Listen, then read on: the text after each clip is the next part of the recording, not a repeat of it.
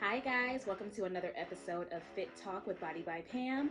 I am Pamela Ricardo, aka Pamela the Beauty. I am a certified personal trainer as well as a nutrition specialist. So today I want to talk about doing a full workout just using the cable machine. Because let's be honest, right now we have a lot going on in the world and everyone doesn't want to be at the gym. So you may only have the option of a neighborhood gym and it may only have a cable machine and a few weights and a couple of other little things, but you may not have the space that you need or the things that you need that you would have at a larger gym.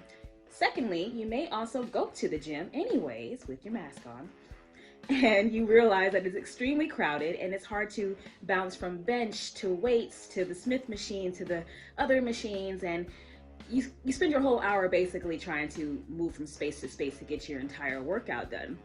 And what happens ultimately is you don't get the whole workout done.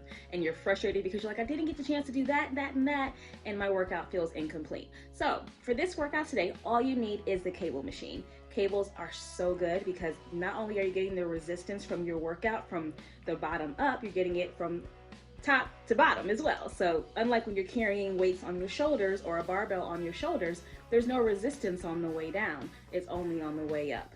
Now with the cable machine. So this workout's gonna be a doozy. You guys ready? Let's get it.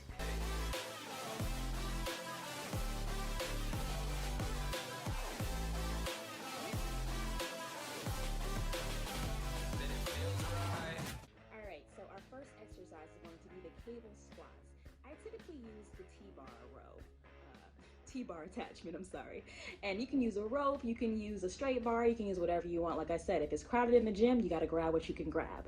So it's really not that important to grab the correct attachment.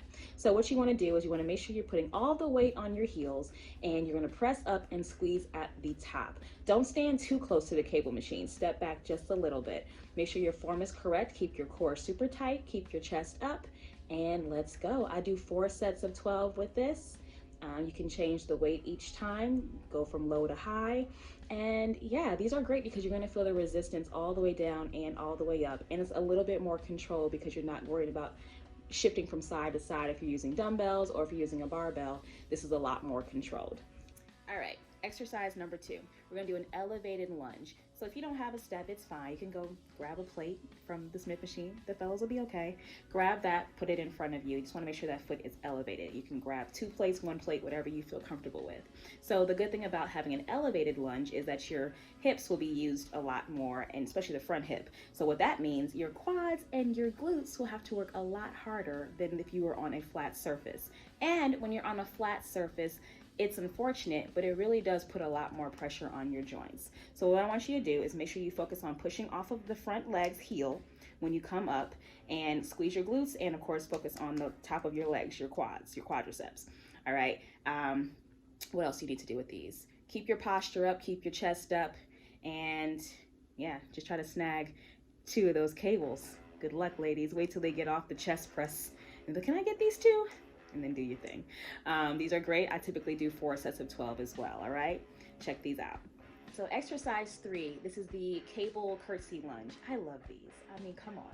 But people typically do not do curtsy lunges correctly. You want to step back like you're doing a regular lunge, but come around the back of the stationary leg.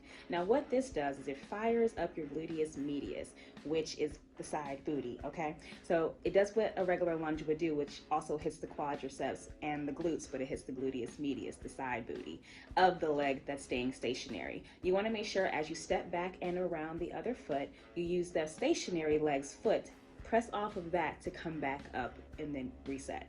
I do 3 sets of 12 on each side. Woo, cha! Your booty, a thank you. It's a lot like doing the hip abductor machine that women do in the gym where they open, where they're like, opening their legs and closing it. The thing that men love watching the women do in the gym. Yeah, we see you fellas, but we still gotta do what we gotta do, okay? I love this exercise. It's a deadlift and then you go right into a squat. So it keeps the tension on the glutes the entire time. This helps me build my glute hamstring tie-in, which gives me those lines in the back of the leg when you bend over, you know, that stallion look, cause you know, baby stallion over here. So what you want to do is make sure you give yourself a significant amount of weight. You can use whatever attachments you want. You can use the straight bar, the T-bar row, the rope, whatever it's called. You can use whatever ropes, whatever you'd like. The point is make sure you keep your posture and you want to put the attachment at the lowest part of the cable machine. Keep those feet planted, push off your heels the entire time. Remember to hinge your hips for the deadlift, and then for the squat, make sure you push your hips back.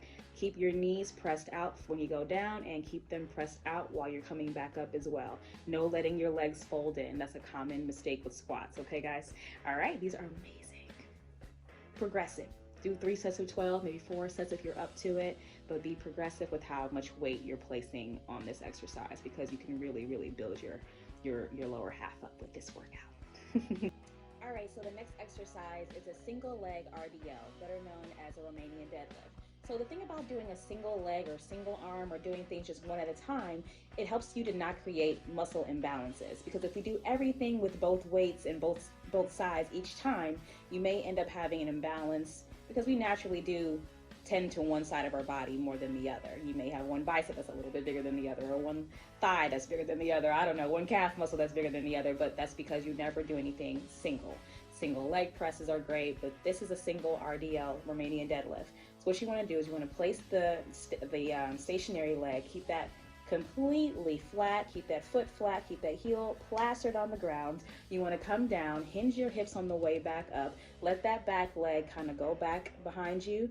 If you get really good at it, you can bring that leg back so far that you can actually squeeze your glutes a little bit at the top, much like a glute kickback. So as you're coming forward though, don't lean forward too much. That probably means you're rounding your back, and that's going to take the emphasis off of your hamstrings and your glutes. And that's what you don't want to do, because that's what this is for. So now, and if you feel any pain in your lower back, remind yourself to keep your chest up, and I gaze myself forward. I find something to look at. I keep that in my eyesight the whole time, and then I come back up, hinge my hips, and go right back down.